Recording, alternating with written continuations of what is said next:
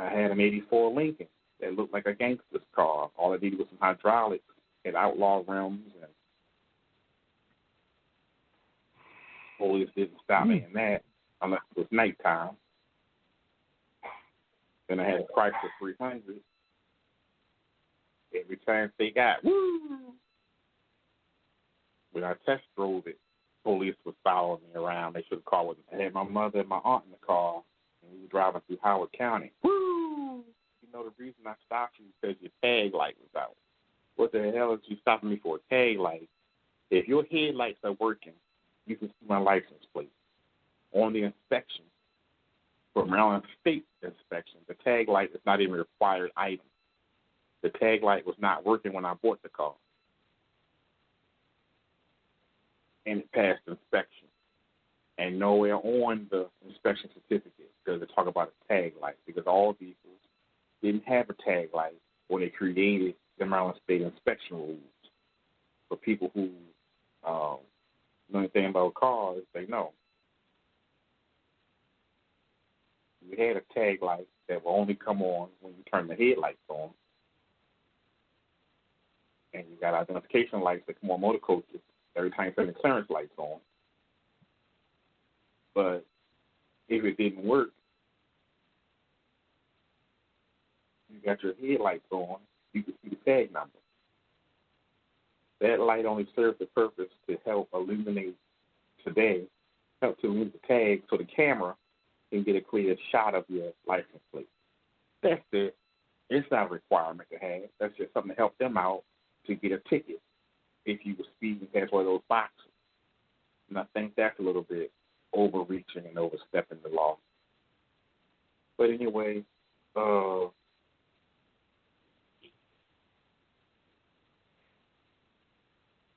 was stopped because of the vehicle I drove not supposed to be in black. What about you, Green? You been stopped for driving while black? No. I learn from watching others. Don't go areas that you're not wanted to. Don't respect the speed limit, whether you like it or not. I never get that sort of reaction. And it's not driving while black. I really think that if you're in a compromised position, then you got what you got. It's not where you are, it's where you at. So no, I don't get that.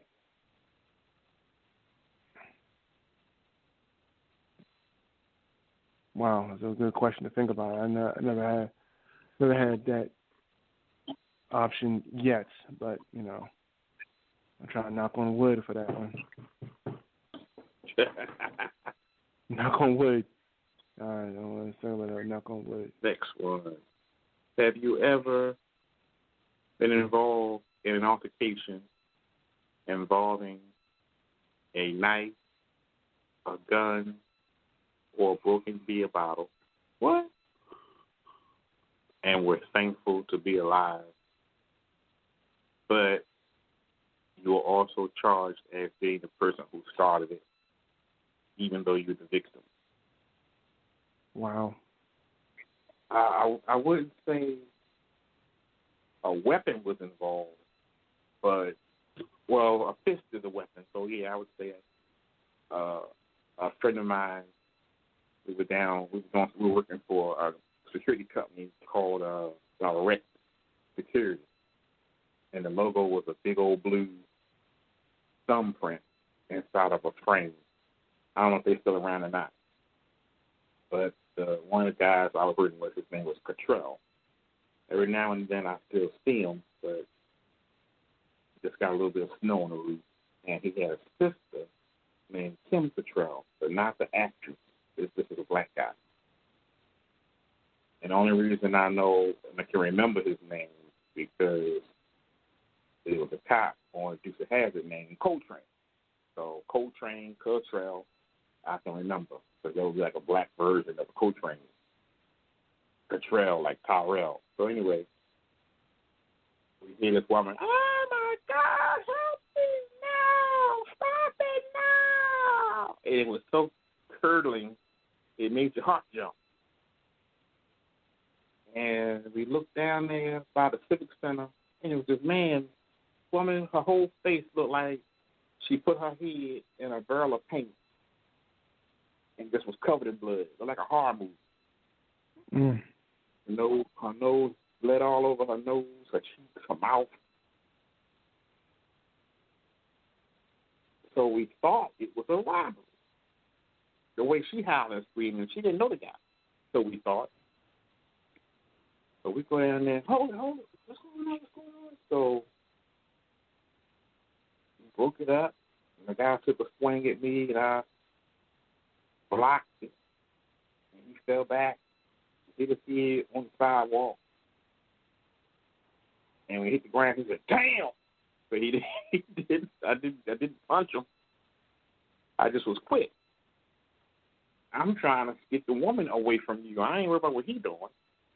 Because once we get a hold of the woman, we can go run around the bend, down Hopkins Plaza. But she was like dead weight. She couldn't stand up. She couldn't walk. We tried to lift her. She fall back down like her leg or knees or something was busted. I don't know. And we called the ambulance and everything.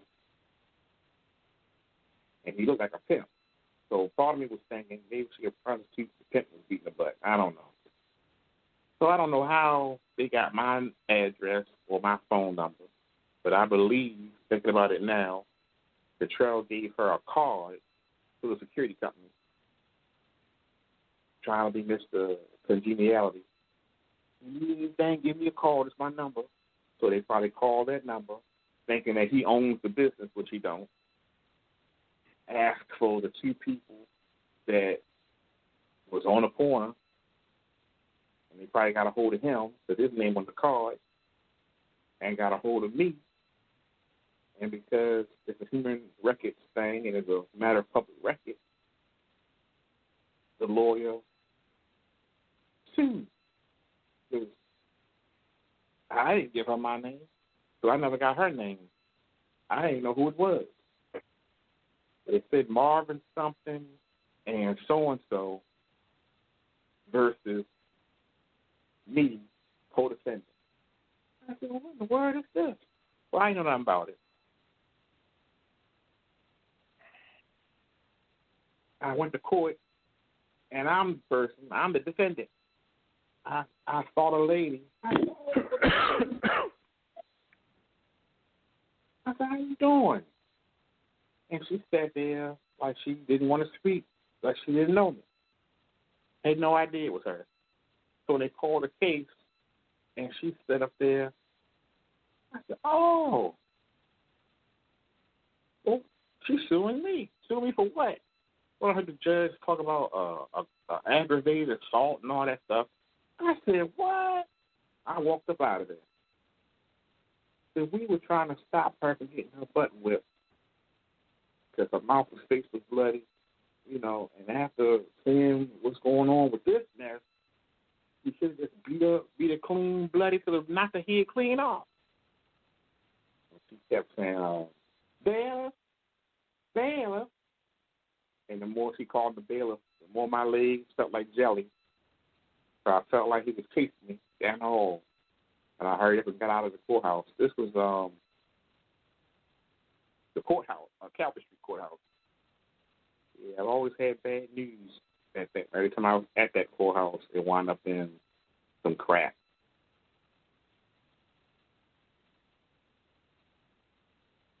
Even when I had jury duty, it was there, and it wound up in some crap. Yeah. Other than that, nope. What about you, Green?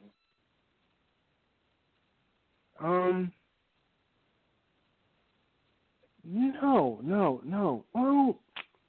Oh, God. There was one incident where I got so sick and tired of the person waving his gun in my face, I kind of knocked it out of his hand and beat the living daylights out of him and punched him. But other than that,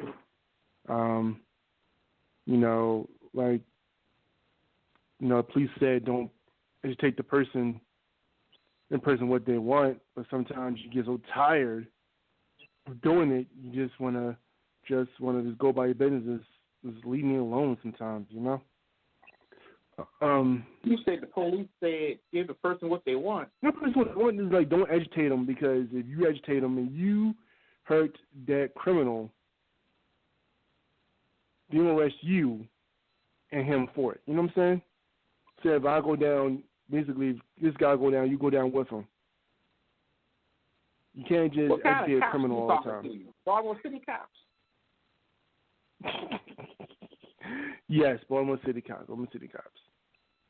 Well, whoever knowing that I defend myself. That's not the law.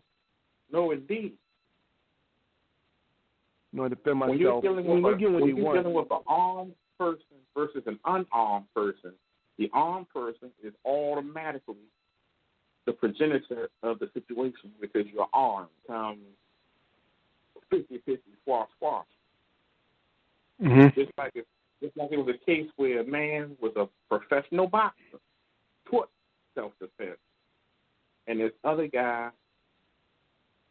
came in there to do some bodily harm, had a knife, and the boxer disarmed him, did a couple of uppercuts, and because he's a professional boxer, the guy in the jaw, and he suffered some type of head injury, which made the man brain dead.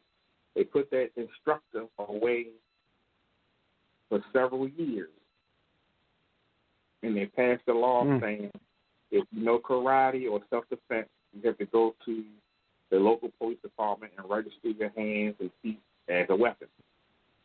Really? Even Mike Tyson and them would have to register their hands as a weapon. Even Jim Brown had to go register his hands as a weapon. And I don't know if that's because he's black, but that's what happened to Eddie Butcher. People say, why you been gone for 18 years? He was gone for 18 years for self-defense, but there is no self-defense in the state of Maryland. And because he was outmatched, because, the criminal was outmatched, it's his fault. And that's where the law don't work. Because had he been a white man, like Van Damme or something, it'd been okay. Really? Same thing happened with the Dallas, I don't know the name of the teams. Guy named Terrell Cox had somebody break into his home where he was seeing the ex-boyfriend come over to the home, broke the doors and crap, talking about he trying to rekindle with his old girlfriend. And he called 911. He said, look, somebody trying to break into my house. I got a shotgun. And if he comes through my door, I'm going to blow his brains out. And they was telling him, oh, well, put the gun down, put the gun away, let the police handle it. You don't want them to mistake you for the criminal. And why would they mistake you for the criminal? You ever see a criminal open the door of a house they broke into? Give me a break. I don't know no criminal that opens the door and say hello. Cut it out. I'm so tired of nonsense. And you have a lot of these liberals going around saying everything's not racism, everything's not racism. Well, if it's not racism, then what is it? Because I've lived it. So you can't tell me what it is and what it ain't. And especially being white. Definitely can't tell me what racism is. I don't think no white person has ever, because racism is caused by white people. That's just like a person with AIDS. The very first person to have AIDS can't tell you what it's like to have AIDS because you're the one who's spreading the AIDS around. So how do you know what it's like?